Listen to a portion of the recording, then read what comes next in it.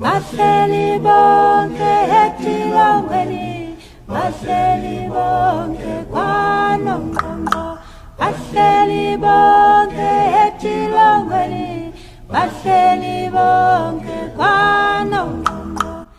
In 1948, the National Party in South Africa instituted legislation that enforced a system of racial segregation and oppression that would last for almost 5 decades. This system, known infamously as Apartheid, divided South Africans into classifications based on race and afforded rights and privileges based on these classifications. Members of the minority whites lived freely, while members of the majority black population were confined to poverty and servitude.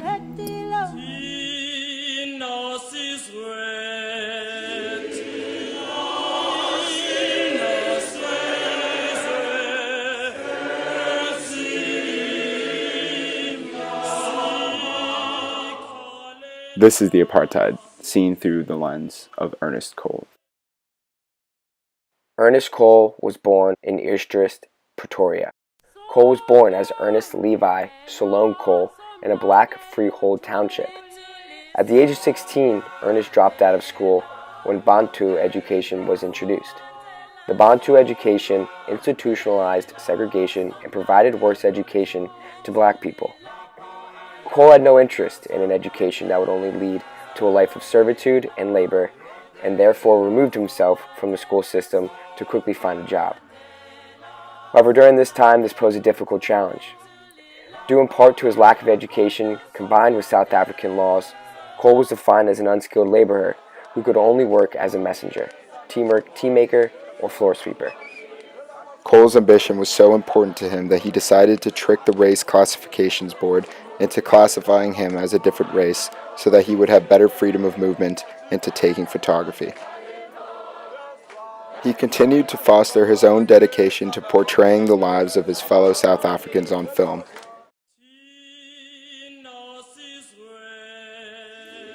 Cole's courageous and motivated character enabled him to land a job as an assistant to Drum Magazine's chief photographer, Jurgen Scheidberg.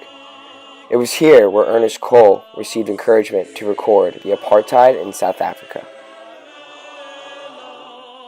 In the early 1960s, he started to freelance for clients such as Drum, the Rand Daily Mail, The World, and the Sunday Express. At this time, Ernest Cole was the first black freelance photographer.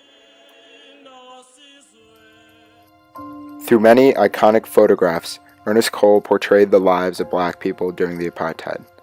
He was not simply trying to make a political statement, however. Each of his photos demonstrates a genuine care and compassion for his people, its struggles, and its joys.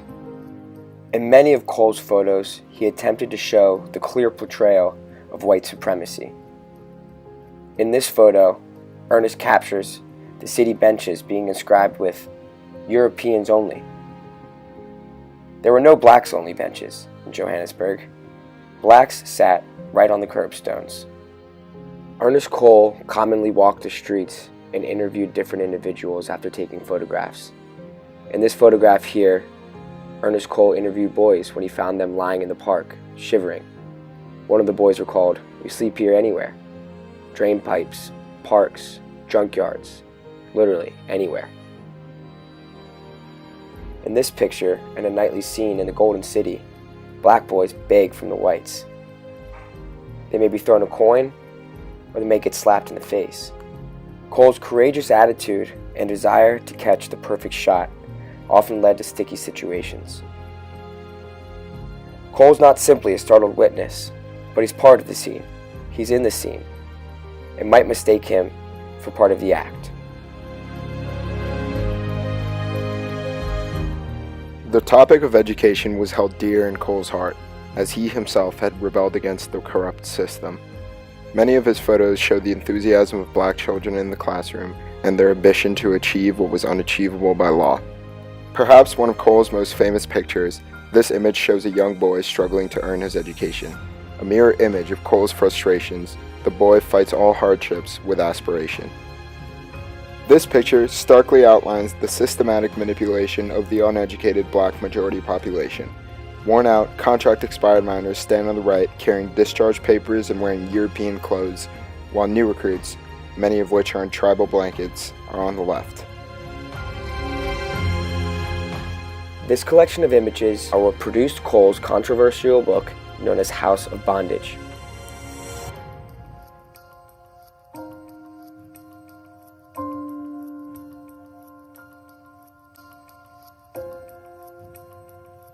The book was quickly banned in South Africa, but contraband copies dispersed throughout the world.